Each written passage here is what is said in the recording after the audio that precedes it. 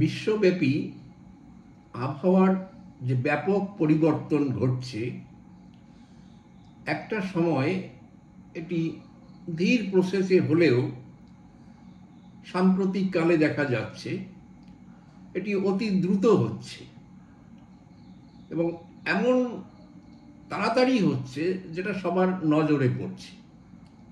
লোকেরা, বিজ্ঞানীরা বা বিশিষ্টরা তারা বলেন যে গ্লোবাল ওয়ার্মিং, ডিফরেস্টেশন, এই জাতীয় কাজগুলো, কার্বন ডাই অক্সাইডের পরিমাণ বেড়ে যাওয়া শিল্পায়নের কারণে, এই জন্য এই ঘটনাগুলো ঘটছে। পোলার অঞ্চলে, মেরু অঞ্চলের বরফ গলে যাচ্ছে হাজার হাজার বছরের। উঁচু পর্বতগুলো এভারেস্টের মতো, সেখানে ততটা আর বরফ জমতে পারছে না। এইসব কারণের জন্য জিওগ্রাফিক্যাল চেঞ্জও ব্যাপক হচ্ছে। আমরা এর একটা দিক নিয়ে আলোচনা করব আজকে, যে গরম এবং বৃষ্টি এই দুটো কিভাবে প্রভাব ফেলছে। পৃথিবীর যে অঞ্চলগুলোতে একদা বৃষ্টির পরিমাণ অনেক বেশি ছিল, দেখা যাচ্ছে সেই অঞ্চলগুলোতে বৃষ্টির পরিমাণ কম হয়ে যাচ্ছে, এবং যেখানে বৃষ্টি প্রায় ছিল না, অল্প হতো, সামান্য পরিমাণ বৃষ্টি হতো, বৃষ্টির অভাবের কারণে অঞ্চলগুলো মরুভূমিতে পরিণত হয়েছিল, দেখা যাচ্ছে যে সেখানে বৃষ্টির পরিমাণ বেড়ে গেছে। একটা উদাহরণ দেওয়া যাক, যেমন ভারতের রাজস্থান। আমরা জানি যে রাজস্থানের পশ্চিমাঞ্চল মরুভূমি,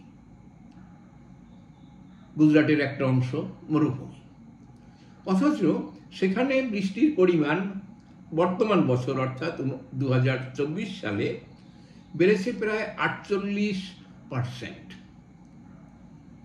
একটা অঞ্চলে বৃষ্টির পরিমাণ 48% বেড়ে যাওয়া, এটা কি ভয়ানক ব্যাপার। যেমন এই বছরেই বৃষ্টি হয়েছে 453.7, 453.7 মিলিমিটার রাজস্থানে। সেখানের যে অ্যাভারেজ বৃষ্টিপাত, সেই বৃষ্টিপাতের চেয়ে 58% বেশি। তাহলে এর ফলে কি হচ্ছে, যে সেই অঞ্চলে বন্যা হওয়ার সম্ভাবনা, কারণ সেখানে ড্রেনেজ সিস্টেম ন্যাচারাল অথবা আর্টিফিশিয়াল, এই ড্রেনেজ সিস্টেম তো সেভাবে ডেভেলপড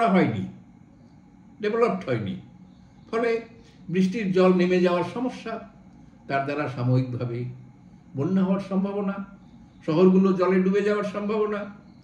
তাহলে এই যে ব্যাপারটা, এটা যেমন হচ্ছে, আবার পরোক্ষে এই বেশি বৃষ্টিপাতের জন্য সেই অঞ্চলে গ্রিনারি অর্থাৎ গাছপালা, উদ্ভিদ, এর পরিমাণ ধীরে ধীরে বাড়তে থাকবে।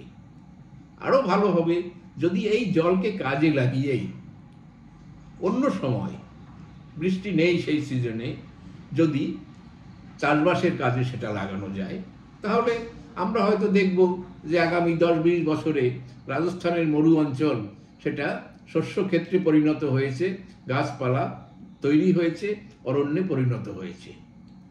আর সেই বৃষ্টি যেখানে সাধারণ ছিল, স্বাভাবিক ছিল, সেখানে যদি কমে আসতে থাকে, তাহলে সেখানে চাষবাসের উপর প্রভাব ফেলবে, বন অঞ্চলের উপরে প্রভাব ফেলবে, মানুষের জীবনযাত্রার উপরে টোটাল প্রভাব ফেলবে, যেটা একটা ক্ষতিকারক দিক। তেমনি আমরা দেখতে পেয়েছিলাম দুবাইয়ের ঘটনা। দুবাই বিমানবন্দর বেশ কয়েকদিনের জন্য বন্ধ রাখতে হয়েছিল। কারণ কি, যে সেখানে প্রচুর পরিমাণে বৃষ্টি হয়েছিল। 14 তারিখে থেকে 14 তারিখ এপ্রিলের, সেখান থেকে দুবাইয়ে বৃষ্টি হয়েছিল টোটাল 259.5 মিলিমিটার, 259.5 মিলিমিটার বৃষ্টি 24 ঘন্টার মধ্যে। এবং সেই দুবাই বিমানবন্দর, যে সমগ্র বিশ্বের সাথে যেখানে যোগাযোগ রাখা হয়, সেই বিমানবন্দর বন্ধ করে দিতে হয়েছিল, কারণ সেখানে বৃষ্টি হয়েছিল 144 মিলিমিটার বৃষ্টি। বিশ্বব্যাপী সেই ছবি দেখানো হয়েছে। আমরা সবাই অবাক হয়ে গেছি যে মরু অঞ্চলে এত বৃষ্টি, এত জল, এবং সেই জলের কারণে বিমানবন্দরকে বন্ধ রাখতে হয়েছে। তাহলে এ যেমন গেল একদিকে বৃষ্টির কাহিনী, তেমনি আমরা দেখি গরমের প্রভাব। গরমের কারণে বিশ্বের বহু অঞ্চলে যে জলাশয়, পুকুর, এগুলো শুকিয়ে যায়। আমাদের বাংলা কবিতাতেও আছে যে চৈত্র মাস বা গরম গ্রীষ্মের দুপুরে, তখন সেখানে বর্ণনা দিতে গিয়ে কবি বলেছেন, মাঠঘাট চৌচির জল নেই পুকুরে, অর্থাৎ পুকুর শুকিয়ে গেছে। তেমনি একটা দিক, আমরা ইউরোপের কথা বলি, যে ইউরোপ সাধারণত শীতলতম একটা প্রদেশ, একটা শীতল প্রদেশ, যদিও সেখানে ভূমধ্যসাগরীয় অঞ্চলগুলোতে তাপমাত্রা স্বাভাবিক থাকে, তা অত ঠান্ডা নয়। স্পেন, পর্তুগাল ইত্যাদি অঞ্চলে টেম্পারেচার কম্পারেটিভলি হায়ার লেভেলে থাকে, বেটার লেভেলে থাকে, কিন্তু সেটাও এমন নয় যে একদম সেখানে জলের শুকিয়ে যাবে সব কিছু। সেরকম ঘটনা ঘটেছে, আমরা তার কয়েকটা দৃষ্টান্ত এখানে দেব। স্পেনের ভ্যালেন্সিয়া বলে একটা শহর, সেখানে আগস্টের 10 তারিখে 2024-এর সেখানে টেম্পারেচার হয়েছিল 46.8 সেন্টিগ্রেড, 46.8 ডিগ্রি সেন্টিগ্রেড। আমাদের ওয়েস্ট বেঙ্গলে যেরকম টেম্পারেচার প্রায় কোথাও হয় না, পুরুলিয়া ইত্যাদি অঞ্চল বাদ দিলে, সেখানে অতটা টেম্পারেচার ওঠে না। তাহলে সেই স্পেনে আমরা ওইরকম টেম্পারেচার পাচ্ছি।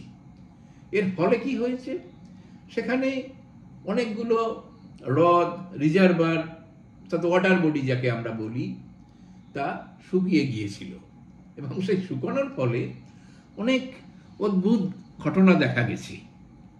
বার্সেলোনাতে সাও রিজার্ভার বলে একটা রিজার্ভার আছে, প্রচুর জল, সেখানে কয়েকশো ফুট গভীরতা তার ছিল। সেখানে ধীরে ধীরে জল কমে আসছিল গরমের কারণে, এবং 2024 সালের মার্চে জলটা এতই কমে যায় সেখানে যে তার নিচ থেকে, অর্থাৎ সেই রিজার্ভারের নিচ থেকে 11th সেঞ্চুরি, 11শ শতাব্দীতে তৈরি একটা গির্জা, একটা গোটা গির্জা তার মধ্যে পাওয়া গেল। এবং আরেকটা জিনিস পাওয়া গেছে, তা হলো সেখানে কামানের গোলা, সেই প্রাচীন যুগে যে মধ্যযুগে যে কামান তৈরি হতো, সে নৌকো জাহাজের করে যারা কামান নিয়ে আসতো, যুদ্ধ বিগ্রহে কাজে লাগানো হতো, সেই কামানের গোলা তৈরির একটা ফ্যাক্টরি, সেও ওই রিজার্ভারের নিচে পাওয়া গেছে।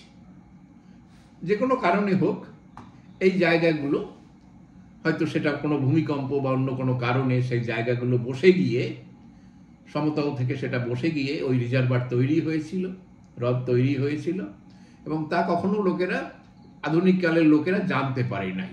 শুধু এই জল শুকিয়ে যাওয়ার কারণে, কারণ এখানে কয়েকশো ফুট জল ছিল, সেখানে মোটামুটি বলা হচ্ছে, খবর ছিল যে 300 ফুটের মতো জল ছিল, গভীরতা ছিল। সেই জল শুকানোর কারণে সেখান থেকে গির্জা এবং একটা গোটা ফ্যাক্টরি তা আবিষ্কৃত হলো, লোকেরা প্রথম দেখতে পেল।